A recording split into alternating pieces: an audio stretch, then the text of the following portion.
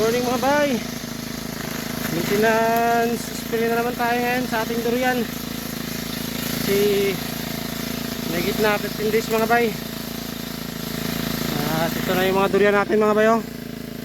Ito yung mga pinroning natin nakaraan. Yan. Ito na yung mga bago nilang dahon mga bay, ano? Nag-flashing na mga bay. Tapos ayan na naman yung mga kalaban natin, mga aphids. Ayan na naman yung alisin natin mga bay sa ating mga durian.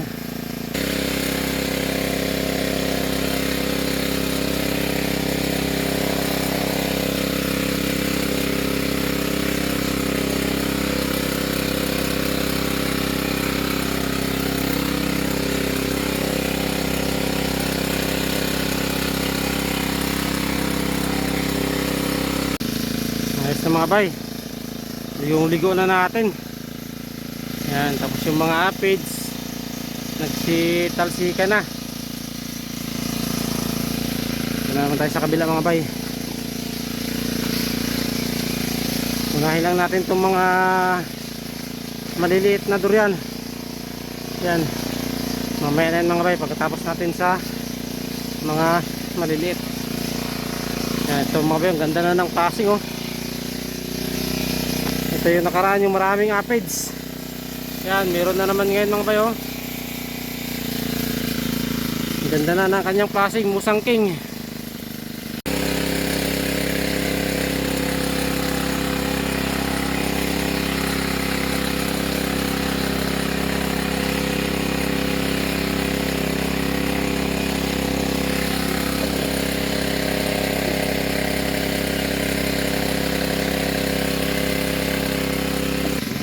Bay, ito tayo sa isa pa nating Musang King. Isang buwan na simula nung na-pruning natin ito mga bay. Yan, tuloy-tuloy na yung klase ng ating durian.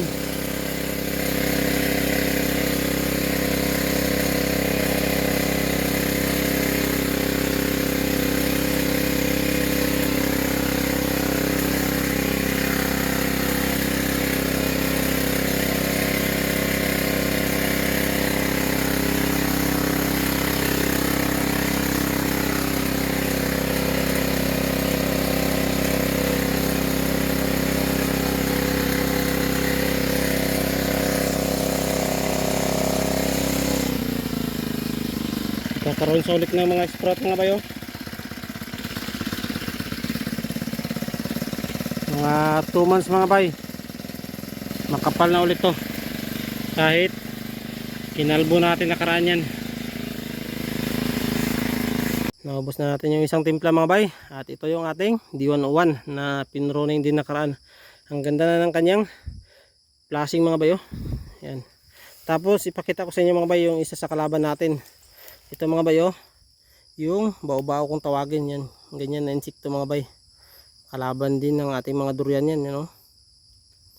Kasi yung ginagawa niyan mga bay, katulad nito mga bayo, ito dapat may down na to siya dito na bago, kinagat niya. Kaya namatay mga bay. Ito yung mga bayo.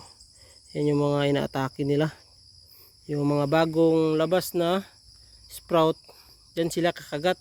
Kaya pag nakagat nila yan mga bay, possible na mamamatay na talaga to. Hindi na yan siya makakabuka. Kaya yan yung i-prevent natin mga bay, na dapat hindi mangyari. Pero hindi talaga natin maiwasan mga bay, no? Kasi nandyan yan sila palagi. Pero yan, sigurado yan, mamamatay na yan mamaya. Oh, hindi na siya mapakali mga bay. Siguro naihilo na yan. Yan. Kasi na-spray na natin. Ito na yung ating D101. Pangalawang timpla na natin ito mga bay. Medyo bilisan na natin kasi makulimlim. Yan, oh. Sobrang kulimlim mga bay. Baka bigla bumuhos to. Pero meron naman itong sticker mga bay. Kaya kahit mga 30 minutes bago umulan, matutuyo na ito mga bay. Ito yung sunod natin, yung ating tin rifle rootstock mga bay. Ganito.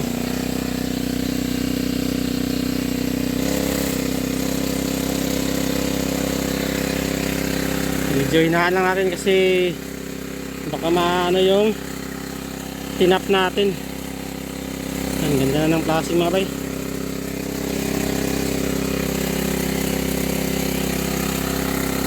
Sama natin yung ilalim para walang mga punggos. Tapos na rin tayo sa mga maliliit mga bay. Ito po yato siya. 1 taon may git yan mga bay. Tapos ito rin puyat din to mga bay. Yan, ganda na ng mga plastic mga bay oh. Yan. Ganito talaga mga bay no, kapag medyo hindi pa magulang, nakababa pero tatayo yan siya ng kusa mga bay. Ibabangon niya yan. Puyat to sa mga bay. Tapos yung musangking natin dito mga bay na medyo malaki na. Yan mga bay oh. Ito yung binlag natin nakaraan na nagpruning tayo mga bay. Yan, kita nyo ngayon mga bay oh. Ganda na ng kanyang plasing. Yan, tas ang bilis lang lumaki ng puno mga bay.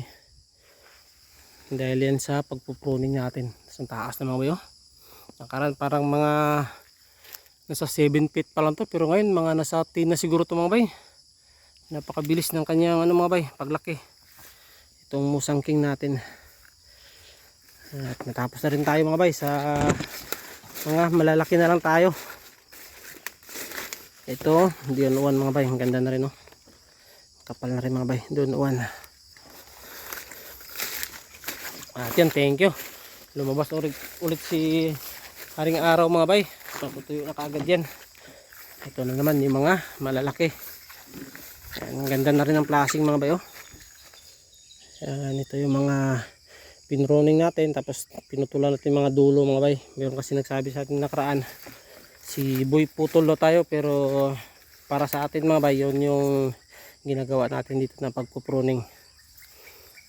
At yun, kita naman natin yung improvement ngayon mga bay. Ang ganda na ng kanyang plasing. Tapos ito rin mga bay oh. Yan, ganda na rin ng plasing ito mga bay.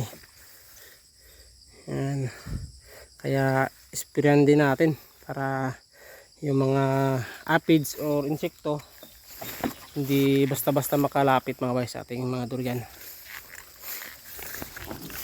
At yun, uwi na tayo mga bay. Magtitimpla na naman tayo. Naka 2 timpla na tayo. At siguro hindi naman uulan to, kaya tuloy pa rin tayo mag-spray mga bay. Sinabahan ako kanina kasi sobrang kulimlim. Pero nandyan naman si Haring Araw. Wala na itong kaba mga bay. Kaya spray na tayo sa mga malalaki. At hanggang dito na lang muna itong ating video mga bay. Maraming salamat sa panonood at ingat po tayo palagi.